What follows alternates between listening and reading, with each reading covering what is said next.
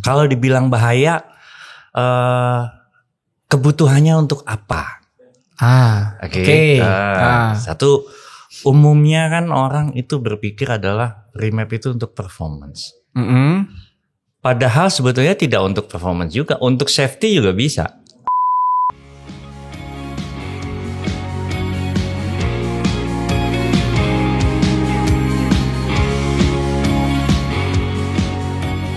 Halo, welcome to Obeng, obrolan bengkel bersama MediaTek. Nah, hari ini kita kedatangan rekan spesial, salah satu bengkel tuner yang ada di Indonesia. Nah, oke. Om bisa perkenalkan, Om? Halo, assalamualaikum. Nama saya Eri. Kita dari DMS Tuning. Jadi kita nih sekarang mau ngobrol-ngobrol apa tergantung dari Mas Ade. Siap. Ya, obrolan asik gitu. Nah, nih Om, saya pengen sebelumnya mungkin belum banyak yang tahu nih Om tentang DMS Tuning. Yes. Nah, itu bengkel apa sih Om? DMS Tuning sementara ini kita fokus untuk remapping ECU. Jadi tuning ECU. Kebanyakan yang kita tuning hampir semuanya itu tuning ECU yang OEM, asli dari pabrikan. Jadi bukan ECU add-on atau standalone. Jadi kita tuning ECU bawaan pabrik kita remap. Jadi kurang lebih seperti itu. Oke, siap. Nah, ini menarik nih, remap ya. Nah, ini kan udah bahasa apa ya, atau kata yang familiar di dunia otomotif. Nah, tapi kadang masih banyak yang kayak misunderstanding kali ya tentang remap ya. Mungkin bukan misunderstanding, mungkin mereka belum mengetahui apa itu remap. Oke. Nah, di sini nih kita berbagi informasi nih, ya, gitu, Om. by knowledge. Betul. Nah, kalau dari Om Eri sendiri, remap itu sebenarnya apa sih Om dan gimana sih? Oke, jadi remap itu adalah memprogram ulang atau men-setting ulang software dari ECU bawaan pabrik. Jadi sebetulnya pabrik itu sudah men-setting default setting, dia punya default setting di ECU. Karena saya ulang bahwa ECU itu biasanya digunakan ke kendaraan injeksi. Ya betul. Jadi semacam komputernya. Otaknya lah, otak dari motor ini atau mobil ya. Iya, nah remap itu adalah itu kan mengatur ulang settingan yang dari pabrikan sesuai dengan keinginan tuner atau kebutuhan mesin. Oke. Jadi di pabrikan itu biasanya mereka punya settingan itu disesuaikan dengan berbagai macam keperluan. Satu, regulasi. Betul. Di masing-masing negara bisa jadi regulasinya berbeda. Seperti apa? Emisinya ya. Ya, okay. Betul. Kedua, mungkin faktor keselamatan. Keselamatan itu mungkin untuk kelompok umur. Kalau di luar negeri itu kan motor di 250 cc dibilangnya moped. Oke. Kalau di sini hitungannya ada mobil. Dibilangnya moped. Jadi yang pakai itu beginner. Dia lock biasanya di performance-nya. Jadi mungkin speed limiternya dikurangin, terus RPM limiter dikurangin. Betul. Jadi sebetulnya pabrikan itu masih bisa di-up lagi powernya dari pabrikan. Di kondisi apa ya, kayak performance-nya bisa dinaikkan lagi. Dan itulah remap. Tugasnya adalah setting ulang settingan yang ada dari ECU. Kita sesuaikan dengan kebutuhan. Mungkin tuner butuh udah ada modifikasi mesin. Nah, kita sesuaikan lewat ECU. Oke, itu. Nah, itu tadi rekan-rekannya remap itu dengan penjelasan dari Om Eri dan Om gini Om. Remap berarti ngerubah data di ECU ya. Nah, itu bahaya enggak sih Om? Oke, kalau bilang impactnya lah. Kalau dibilang bahaya, kebutuhannya untuk apa? Satu, umumnya kan orang itu berpikir adalah remap itu untuk performance. Padahal sebetulnya tidak untuk performance juga, untuk safety juga bisa. Oh, seperti speednya bisa katakan nih buat kalau limit anak saya nih suka balap liar apa segala macem gitu ya kan. Dengan remap saya bisa batasin dia kecepatannya. Jadi 80. Jadi cuma bisa 80 atau RPM limiternya dia cuma sampai di 8.000. 8.000 ya. Bisa. Jadi remap itu seperti yang saya tadi bilang bahwa kebutuhannya untuk apa. Kalau dibilang bahaya itu tergantung dari tunernya. Apakah dia memahami sebatas mana kita bisa mengatur ulang settingan yang ada.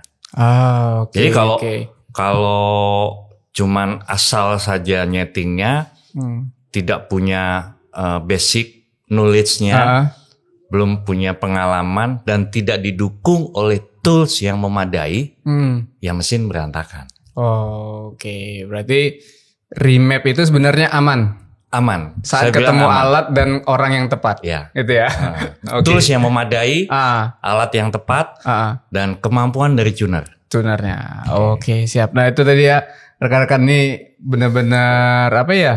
Di luar bisa dibilang apa ya, kayak yang orang tahu lah, yang orang tahu tuh remap pasti arahnya buat ngebut, buat kencang gitu ya. Nah, sebenarnya bisa buat kayak ngerubah untuk lebih safety lebih juga irit, bisa ya, lebih irit bisa. Seperti itu. Oke ya, gitu. Nah, terus nih Om Eri, saya mau nanya nih Om, taunya MediaTek itu dari mana sih Om? Kok bisa kayak kemarin tuh kucuk-kucuk datang? Sebenarnya sejarahnya panjang. Sejarah. Ini bicara dengan ownernya MediaTek, kita udah berteman lama. Iya. Dan kebetulan karena saya masih suka balap, dulu kami kesulitan untuk menaikkan performance dari KTM. Saya pakai KTM. Pengguna KTM. Ownernya juga pengguna KTM kan? Iya, betul. Udah jadi, kayaknya KTM-nya hampir pensiun gitu. Iya. Jadi waktu itu saya gitu berpikir apa yang mesti kita lakukan untuk menaikkan performance. Beberapa alat add-on sudah kami coba, bahkan sudah konsultasi ke KTM-nya, kita disarankan menggunakan ada brand lain gitu. Sampai pada suatu saat saya mengetahui bahwa ada alat yang bisa remap di ECU standar, terutama KTM. Nah, ternyata di Indonesia yang pegang adalah ownernya MediaTek, Bapak Ida. Siap. Ya, akhirnya nyambung, ngobrolnya enak ya. Udah. Gitu. Berarti bisa dibilang pertemanan dari dunia motor lah gitu, perkenalannya ya. Perkenalannya. Oke, siap. Nah, berarti Om Eri alat remapnya yang udah dipakai itu yang tipe apa Om? Saya menggunakan DIMSPOT, Products DIMSPOT full package. Oke. Yang master. Waduh, ini master nih. Kita bicara dengan master berarti ini ya, master tuner ini. Oke, gimana Bang? Jadi kalau master itu kita bisa memapping ECU dengan dukungan dari DIMSPOT. Alat-alatnya seperti yang ada di depan kita ini dengan berbagai macam metode untuk menarik data ECU. Kemudian untuk memappingnya pasti menggunakan software. Softwarenya dari DIMSPOT, Race Evo, itu dan banyak yang harus kita lakukan sebelum remap. Jadi tidak asal remap. Terutama kalau saya sekarang adalah kebanyakan customer kami adalah motor. Jadi motor yang kalau saya bisa tambahkan di sini motor yang ada di Indonesia yang udah bisa di remap. Itu KTM tipe Alt yang baru masih on develop. Betul. Vespa Matic yang belum iGet ya. Yang iGet juga masih develop yang sudah kita kirim ECU-nya ke Itali. Jadi mohon yang pakai iGet sabar menunggu. Tuh poinnya yang iGet sabar menunggu karena kita masih on develop. Terus Benelli TNT 250, 249, 502C. Udah banyak terus sama ada motor brandnya mungkin kalau teman-teman tahu nih brand Malaysia SMA. SM Motorcycle. Ya. Itu SM V16 yang tipenya seperti Harley. Oke. Sama SM Sport yang 400 cc. 400 cc. Ya. Itu udah bisa, sudah bisa kita remap. Oke. Honda juga sudah ada CBR 250RR. Moge sudah pasti. Pasti ya. Karena pasaran. Jadi alat ini karena ada di Italia, jadi sebetulnya motor-motor yang common di sana. Eropa lah ya. Eropa ya. Tapi nggak perlu khawatir, kita sudah kirim beberapa ECU lewat buat develop. Lewat MediaTek untuk develop. Oke. Nah berarti Om Eri ini jadi buat informasi aja, di dalam dunia remap itu ada 2 kategori. Jadi ada kategori master sama slave. Nah kalau Om Eri ini master, jadi beliau yang buat nyeting, mau naikin, mau borosin, mau ngencengin, mau ngelambatin. Nah itu beliau yang bisa nyeting. Tapi kalau yang slave, nah rekan-rekan itu hanya sebatas menarik data. Jadi punya alat, pakai New Genius atau Trust Data, cuma narik alat, tapi nggak bisa ngerubah settingannya. Nah itu ada juga yang ya masuknya itu tuner bukan sih Om kalau gitu-gitu? Atau hanya pelaku usaha aja? Itu pelaku usaha. Pelaku usaha ya, jadi bukan sebetulnya itu ya? peluang bisnis juga. Jadi iya. Anda cukup menyediakan alat ini, tarik datanya, kirim ke master, nanti master bikin tuning filenya, kirim lagi ke Anda sebagai slave, install ke motor. Selesai. Gitu ya. Itu dia. Itu bedanya master sama slave ya. Jadi tapi walaupun misalnya rekan-rekan itu hanya pengen sebagai slave, untuk bicara cuannya oke Om ya. Oh ya, menjanjikan. Ya. Menjanjikan. Gitu. Ini sebetulnya bisnis ini adalah bisnis ke depan, semua motor pasti injeksi. Iya betul. Mobil, motor. Dan kalau kita menggunakan alat New Genius, sekaligus bisa diagnostik. Iya betul. Ada menu diagnostik di dalamnya. Baca errornya bisa ya. Baca errornya bisa, kita delete errornya bisa. Oke, siap. Nah, itu tadi ya. Ya sedikit banyak tentang informasi tentang remap, terus tentang tools atau alat yang digunakan, tipe dari kategori dari alatnya. Terus kemudian ini nih, saya mau nanya nih Om, agak berita duka sih ini ya. Jadi kemarin kita dapat info Om kehilangan satu paket atau satu satu set ya, set unit nyawanya lah. Unit DIMSWOR itu New Genius atau Trust Data. Gitu. Nah, itu ya mungkin ya sharing itu gimana sih Om kejadiannya Om? Ya sebetulnya teledor saja tuh naruh alat di mobil. Jadi sebetulnya itu suatu, kalau saya bilang kejadian yang sangat umum. Keteledoran kita menganggap segala sesuatu hal itu gampang. Gitu. Cuma ditinggal 15 menit. Waduh. Ya, jadi semua data hilang, alat juga hilang.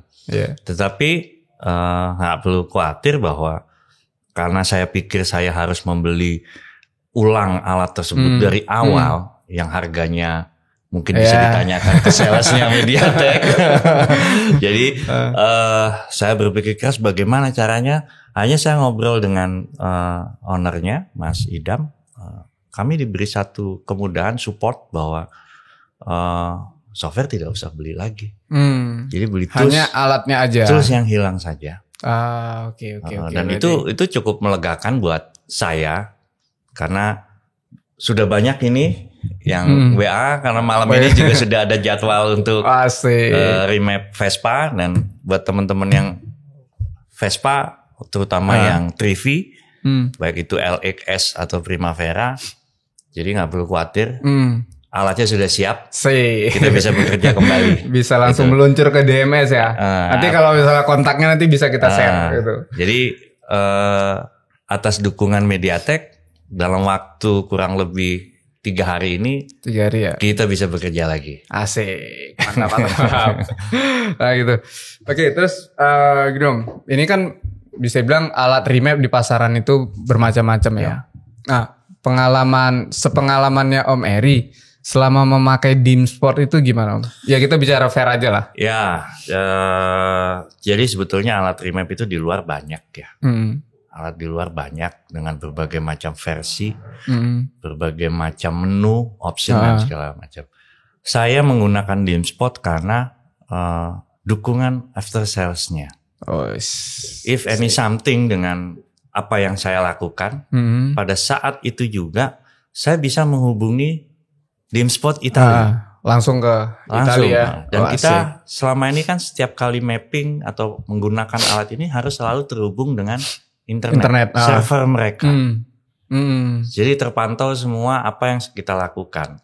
Betul, karena ada pengalaman pada saat saya mapping memasukkan data yang sudah saya remap ulang, ada kesalahan dari si pemilik motor, dia open throttle, gasnya diputar. Nah itu error. Jadi saya coba recovery segala macam, masalah nggak bisa. Akhirnya kita kontak dengan Mas Idam, hanya kita terhubung dengan pihak DIMSPOT. DIMSPOT bantu kita melalui tim viewer. Ya meskipun waktunya agak lama, tapi ya sekitar 3 jam 4 jaman kemudian solve. Oke, case close gitu. Case close. Jadi kebayang kalau nggak ada support itu, ganti ECU saya. Mau untung malah buntung gitu ya. Gitu. Dan ECU Vespa mahal loh. Iya.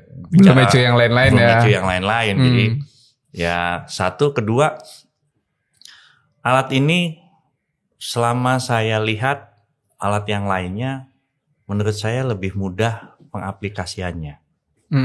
Karena detailnya jelas. Terus apa yang mau kita rubah setiap kali langkah itu ada safety. Selalu ada kayak pertanyaannya gitu ya untuk memastikan ini mau diterusin apa enggak gitu. Katakan saya salah colok kabel, dia kasih warning. Kita mau input data, dia menanyakan apakah yakin data ini yang Anda masukkan. Gitu. Jadi hal-hal yang mungkin butuh waktu, tetapi itu sebetulnya untuk keamanan kita. Gitu. Ya. Karena dalam bekerja ECU nggak murah, Mas. Betul. Ya. Kita tahu lah. Gitu. Salah mapping, salah masukkan data, dia ngeblok, nggak bisa jalan itu mobil atau motor. Motornya ya. Jadi nggak segampang itu meremap. Nggak, ya. Berarti remap itu nggak, mungkin bisa dibilang nggak semua orang bisa melakukan itu, gitu kan? Iya. Jadi pertama tentunya dia harus tahu karakter kendaraan yang mau dia remap. Karena masing-masing kendaraan itu punya karakter yang berbeda-beda. Iya. Gitu. Jadi dia harus tahu dulu ini motor karakternya bagaimana. Oh, torsi di bawah dia lebih besar daripada torsi di atas. Iya. Ya kan? Atau powernya gede di bawah tapi di atasnya loyo. Oke. Nah ini saya ada beberapa istilah yang saya dengar gini Om. Pengusaha itu, pebisnis nggak bisa jadi tuner. Bener nggak Om? Salah ya. Salah. Biasanya kalau pebisnis itu kan kayak hitung resikonya, untung ruginya gitu kan. Ya. Tapi kalau tuner kan biasanya kayak yang ini gimana caranya kalau ya kayak nge-push tuh sampai limitnya gitu. Itu bisa saya bantah bahwa saya juga masih punya kantor. Oke. Saya juga masih punya bisnis. Di saat pandemi sales perusahaan kami turun, ternyata remap bisa membantu untuk operasional kantor. Asik. Meskipun cukup untuk bertahan. Ya. Karena awalnya dari hobi. Awalnya dari hobi, ternyata bisa menghasilkan profit. Nah sekarang kita kembangkan. Jadi ke depan mungkin Mas Ade juga tahu kita sudah ada beberapa customer yang sudah menunggu untuk mobil. Iya. Betul. Beberapa mobil kita sudah pernah riset E320, Pajero dan Renault Duster. Itu yang udah pernah dioprek nih sama Mary. Sudah pernah kita remap. Oke. Dan sementara karena saya hobinya motor, jadi saya develop motor dulu nih, gitu. Iya. Untuk mobil, jadi masih agak sedikit terpinggirkan sedikit, tapi tidak ke depan pasti akan kami develop semua. Oke. Di gitu. DMS Tuning. Tuning. Oke, siap. Nah, terus ini Om, berarti kan nih kita bisa dibilang apa ya, kayak rekanan, kenal udah lama nih dengan Mediatek. Nah, apa pengalaman Om dengan Mediatek gimana sih? Ya pengalamannya selama ini sangat membantu ya. Ah. Jika kami terutama user Dinspot, jika ada apa-apa gitu, kita coba komunikasikan dengan timnya Mediatek, kasih solusi. Selama ini selalu ada solusi, gitu loh. Meskipun pada suatu saat bahwa kita harus kontak juga kepada Dinspot. Iya betul. Tetapi kan karena perwakilan Dinspot di Indonesia adalah Mediatek, jadi kadang-kadang kita juga harus komunikasi juga dengan pihak Mediatek untuk menjembatani seperti yang case Vespa iGet banyak permintaan, terus dari komunitas KTM banyak permintaan, terutama yang tipe baru, yang ECU-nya slot kecil kayak SD card itu. Iya betul. Nah, Mediatek menjembatani, dia membeli ECU dan mengirimnya ke Dinspot Italia untuk di-develop. Iya. Nah, sekarang kita minta tolong juga kepada Mediatek, coba di-push itu supaya cepat gitu loh. Siap itu pasti Om. Karena gini, ya Mediatek juga kan memang saat kita menyediakan alat ini kan memang arahnya untuk bisa mensupport atau mendukung mobil atau kendaraan atau motor yang ada di Indonesia yang atau familiar di sini. Belum kita belum pernah ngoprek ya, belum menggali kemampuan market di alat berat. Oke. Mungkin nanti Om Eri ke depannya dengan sebetulnya DMS-nya dulu sudah pernah ada, cuman karena COVID jadi nggak jadi. Jadi ada kebutuhan waktu itu di mana satu perusahaan armadanya diminta untuk kepada kita bagaimana caranya kendaraan kami, armada kami cuman bisa 80 km per jam. Iya. Ada beberapa yang permintaan seperti itu. Mungkin Mas Ade ingat dulu, ada beberapa armada yang dia bikin karena untuk faktor safety. Benar. Karena dia melewati jalan pedesaan segala macam. Jadi mau digas gimana pun itu 80. Mobil cuma lari 80 km per jam udah maksimum. Iya betul. Tapi karena COVID jadi dipending dulu. Oke. Tapi buat kedepannya mudah-mudahan nanti lancar lah Om ya. Untuk truknya jalan gitu ya. Ya, alat genset juga bisa. Genset juga bisa. Oke. Genset itu mungkin untuk efisiensi ya. Efisiensi bahan bakarnya ya. Efisiensi bahan bakar. Oke. Siap. Nah, terus nih Om, planningnya DMS itu kedepannya mau seperti apa sih Om? Atau cita-citanya Om lah dengan mendirikan DMS ini pengennya seperti apa nanti ke depannya? Jadi sebetulnya seperti yang saya bilang di awal karena hobi. Tapi begitu tadinya saya juga berpikir bahwa bisnis saya ini cuman kita jalankan tetap core bisnis kita. Ini cuman hobi saja. Tapi ternyata dengan kondisi saat ini berbalik. Malah ini yang jadi buat pendonornya pensupportnya. Jadi sebetulnya saya melihat banyak peluang. Karena banyak pasar yang belum digali, terutama roda 4, roda 2 pun juga begitu, belum banyak yang kita gali, gitu ya. Terutama moge-moge. Ke depan DMS pengen punya workshop yang toolsnya lebih memadai lagi, ada mesin dyno dan segala macam. Lebih profesional lagi gitu. Tentunya.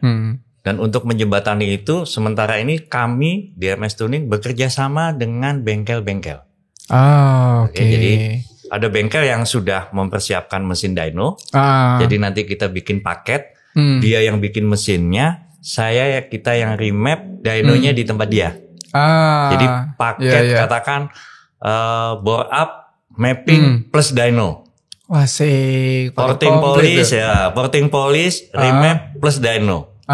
Jadi kita kerjasama dengan beberapa bengkel. Ada yang nanti cuman saya punya customer sudah kita modifikasi mesinnya, Om tinggal mapping. Jadi betul. Memang ada treatment khusus kepada bengkel. Dan mungkin ini bengkel-bengkel lain juga akan bertanya, loh kok kalau saya yang terutama yang dipakai balap, nanti mappinganku ketahuan dong dengan bengkel di sana. Karena Om yang pegang juga. Banyak yang pertanyaan seperti itu dan nggak usah khawatir karena kami biasa kerja sebelumnya dengan perusahaan asing di mana profesional itu diutamakan. tidak akan pernah sama mappingannya itu karena masing-masing bengkel pasti berbeda racikannya. Betul. Motor juga beda-beda karakternya. Motor juga gitu beda-beda karakternya. Jadi nggak perlu khawatir. Kami berusaha semaksimal mungkin untuk profesional. Jadi apa yang Anda buat di mesin Anda akan kami maksimalkan. Jadi outputnya gitu. tergantung juga dari si bengkel membuat mesin itu. Betul. Komponennya, partnya, kondisinya seperti apa? Karena banyak hal, banyak pendapat bahwa dengan remap udah pasti kenceng. Belum tentu juga. Belum tentu. Karena apa? Kita cuma memaksimalkan apa yang Anda kerjakan di mesin Anda. Iya.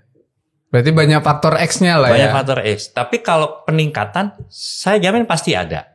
Semaksimal apa peningkatannya, nah itu yang bisa dijawab di atas mesin dyno. Bisa kelihatan HP ya. Itu kemarin tadi ya sebelum kita buka di podcast ini, Om Eri sharing itu Vespa apa Om yang HP-nya naik sampai. Jadi ada beberapa motor. Jadi kalau saya mungkin tidak perlu sebutkan brand. Enggak, bengkelnya. Bengkelnya. Karena akan menjadi sensitif ini. Iya, betul.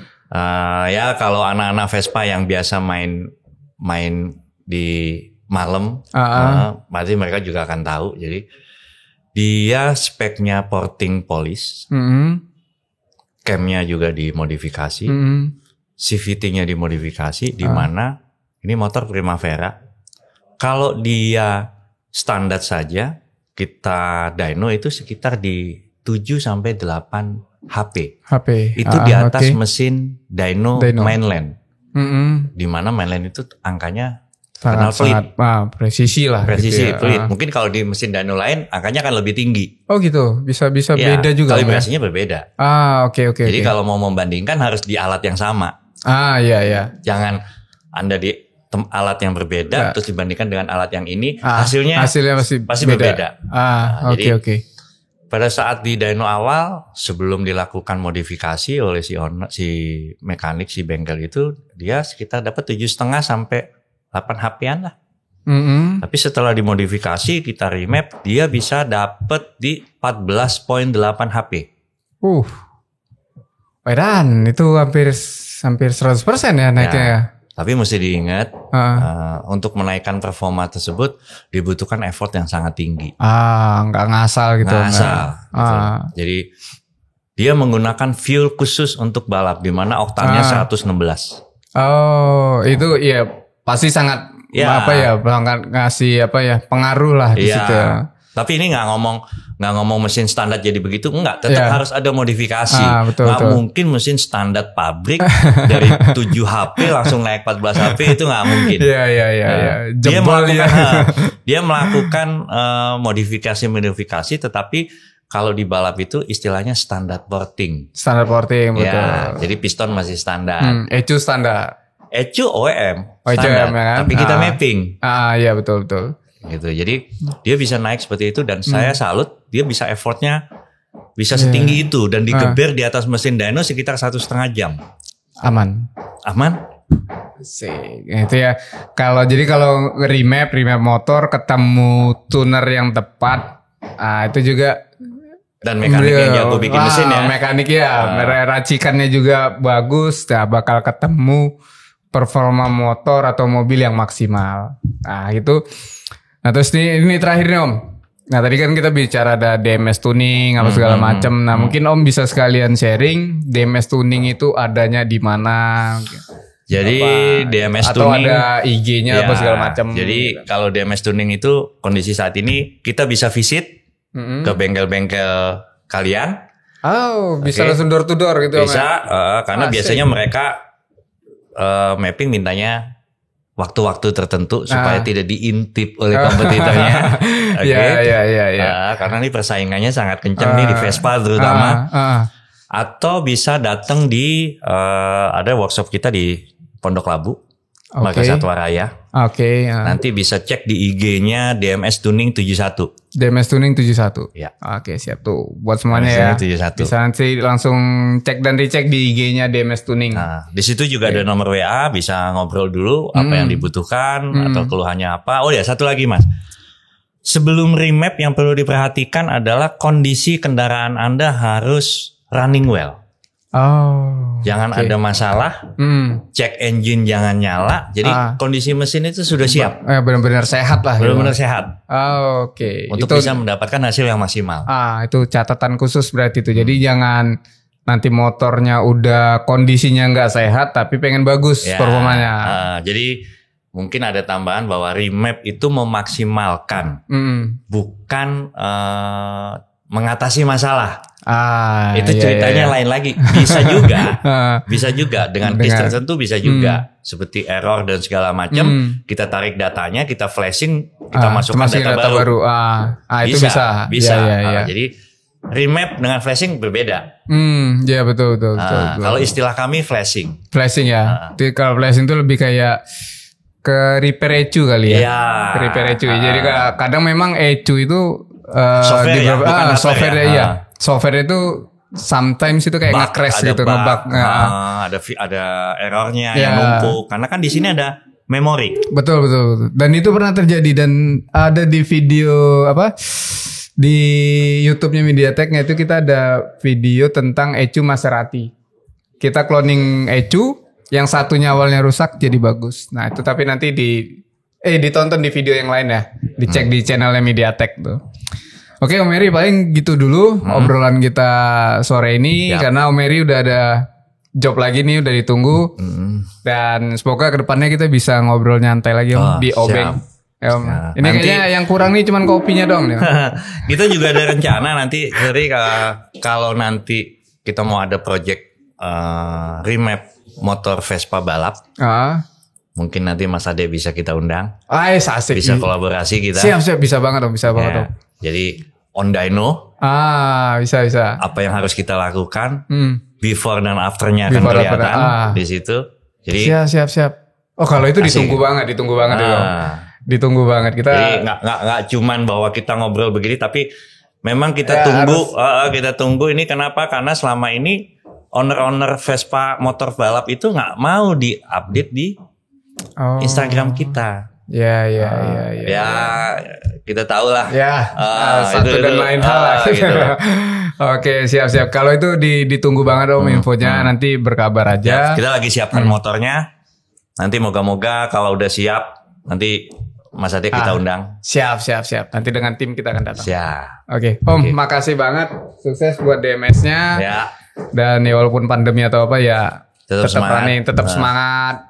Gitu Om ya. Dan teman-teman ingat safe ride. Asik. Ngebut di tempatnya. Iya betul. Ngebut di tempatnya. Bukan di jalan umum. Nanti pakai tongkat kayak saya. Pasang pen. Jangan. Gitu. Oke Om. Makasih banyak. Itu dia. Buat rekan-rekan BK kelas semua.